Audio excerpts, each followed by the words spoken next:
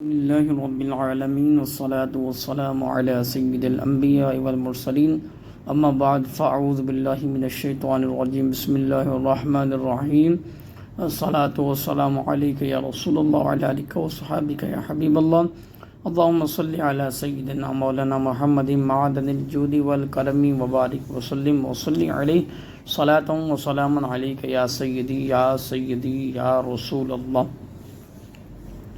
اعوذ باللہ من الشیطان الرجیم بسم اللہ الرحمن الرحیم ورتل القرآن ترتیلا صدق اللہ مولانا العظیم بسم اللہ الرحمن الرحیم ورفعنا لک ذکرک صدق اللہ مولانا العظیم۔ فرمان آخری نبی صلی اللہ تعالی علیہ وبارک وسلم ہے، تم جہاں بھی ہو مجھ پر درود پاک پر ہو کہ تمہارا درود پاک پڑھنا مجھ تک پہنچتا ہے۔ اللہ تعالیٰ کی بارگاہ میں دعا ہے ہمیں خوب شوق و محبت سے درود پاک اور درود و سلام پڑھنے کی سعادتیں اور توفیق عطا فرمائے۔ انشاءاللہ عز و جل مدینہ منورہ کے بہت بڑے بزرگ آپ نے کچھ وظائف کے ساتھ کچھ ہدایت بھی بتائی ہیں، چونکہ میں آپ کے گوش گزار کرنا چاہتا ہوں۔ نماز عصر کے بعد اور مغرب سے پہلے آپ نے یہ چھوٹی سی تسبیح پڑھنی ہے، اور انشاءاللہ تعالی جو قرآن مجید کی 2 آیات کی تلاوت کی ہے، انشاءاللہ تعالی اس کے بارے میں آج مکمل ویڈیو میں سنیں گے۔ اللہ تعالی ہمیں حق بیان کرنے اور سننے کی توفیق عطا فرمائے۔ جیسے کہ آپ کو معلوم ہے کہ بہت سی رکاوٹیں، بہت ہی بندشیں، پریشانیاں ہر مسلمان کی زندگی میں داخل ہیں، اور ایک تو معاشی مسائل ہیں، پیسے کا پرابلم ہے، اس کے علاوہ ذہنی سکون بھی نہیں ہے۔ گھروں کے اندر مایوسی ہے، اتفاق نہیں ہے، جھگڑے ہیں، لڑائیاں ہیں، اور یہاں تک کہ مسلمان کو دھوکہ دے رہا ہے۔ پریشانیاں بہت سی بڑھ گئی ہیں، بہت سے مسلمانوں کے پیسے مسلمانوں نے ہی کھا لیے ہیں قرض کے طور پر، ویسے دینا چاہتے ہی نہیں ہیں۔ بہت سے پولیس کیس بھی ہوتے ہیں، بہت سی باتیں میرے سامنے آتی ہیں جو میں آپ تک پہنچانے کی کوشش کرتا ہوں اس ویڈیو کے ذریعے سے۔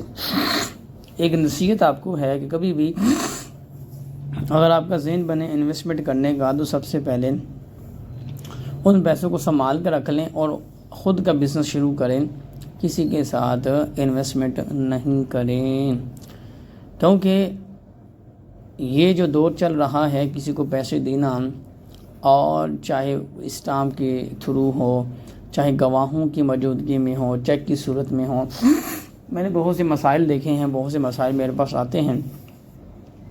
100 میں سے 99% یہی ہوتا ہے کہ کوئی دوسرا ایک دوسرے کے پیسے لوٹاتا بھی نہیں ہے۔ اس لیے محتاط رہیں، اللہ تعالیٰ عزت عطا فرمائے۔ تسبیحات کے بارے میں آپ سے بات کرنے سے پہلے جو میں نے قرآن مجید کی آیت پڑھی ورتل القرآن ترتیلا، اللہ تعالیٰ نے قرآن مجید میں ارشاد فرمایا قرآن مجید کو خوب ٹھہر کر پڑھو۔ تو اللہ تعالیٰ ہمیں قرآن مجید کو صحیح معنوں میں پڑھنے کی توفیق عطا فرمائے۔ پھر ورفعنا لک ذکرک، یعنی فرمایا کہ اے میرے بندے تو میرا ذکر کر، میں تیرے چرچے کرواؤں گا، تو میرا ذکر کر، میں تیرے چرچے کرواؤں گا۔ اور میرے دوستو آج کیا ہو رہا ہے؟ اللہ کا ذکر کہاں ہو رہا ہے؟ کون کر رہا ہے؟ آیا ہم نے وہ بالکل جو 9 to 5 جاب ہوتی ہے کسی کی، اور اس کے اندر جو بھی اس کو ایک تحریری کام دیا جاتا ہے، جو بھی وقت میں کام لیا جاتا ہے، وہاں پر تو سر اور اٹینشن کی باتیں ہو رہی ہوتی ہیں، لیکن اب تعالیٰ نے 5 نمازیں فرض کی ہیں، وہ ہمارا کیا حال ہے؟ تمام مسلمان اپنا اپنا جائزہ لیں۔ اس کے بعد یہ ہے کہ سچی توبہ کی اللہ تعالیٰ توفیق دیتا ہے۔ آپ نیت کر لیں کہ میں سچی توبہ کرتا ہوں، آئندہ اللہ تعالیٰ مجھے بچنے کی توفیق عطا فرمائے۔ آج سے اگر آپ کا راستہ درست نہیں ہے تو درست راستہ اختیار کر کے سچی توبہ کر لیں۔ رکاوٹیں ضرور آئیں گی، خدا کی قسم رکاوٹیں ضرور آئیں گی، سچی اور کھڑی بات کرنے میں رکاوٹیں ضرور آئیں گی، اور سیدھا راستے پہ رکاوٹیں ضرور آئیں گی، لیکن آخرت میں کامیابی ہے اور دنیا میں بھی کامیابی ہے اور عزتیں بھی ہیں۔ اس کے بعد جو شخص یہ چاہتا ہے کہ اس کی روزی میں برقرار رہے برکت، وہ بھوکے کو کھانا کھلائے، اسلام کو عام کرے، صلہ رحمی کرے، تہجد کی نماز پڑھے، حضور فرماتے ہیں وہ سلامتی کے ساتھ جنت میں داخل ہو جائے گا۔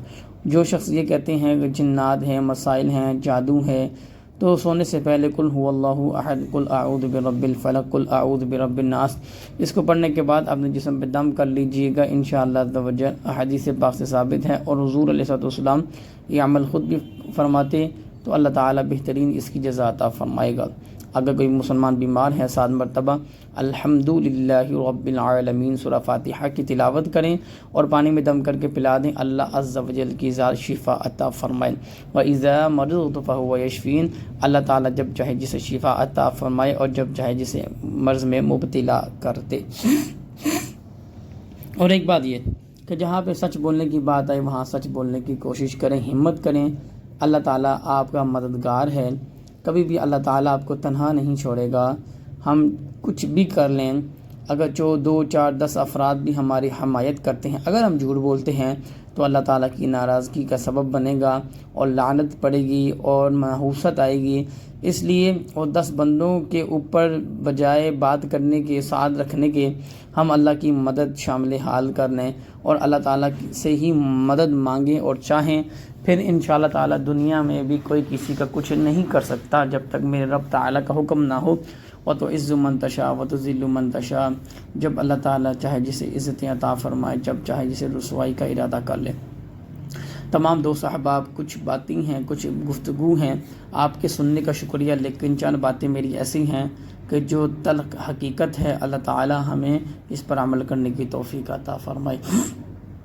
تو تمام دوست احباب، نماز عصر اور مغرب کے درمیان میں بڑا بہترین سا عمل ہے، اگر آپ چاہتے ہیں روزی میں برکت ہو، یا باسط ہو یا منعم کی تسبیح پڑھیں، اگر آپ یہ چاہتے ہیں کہ آپ سے خیر و سلامتی والے معاملات ہوں، قل هو اللہ احد، قل اعوذ برب الفلق اور قل اعوذ برب الناس 7 مرتبہ پڑھ لیں، اول آخر درود پاک پڑھ لیں۔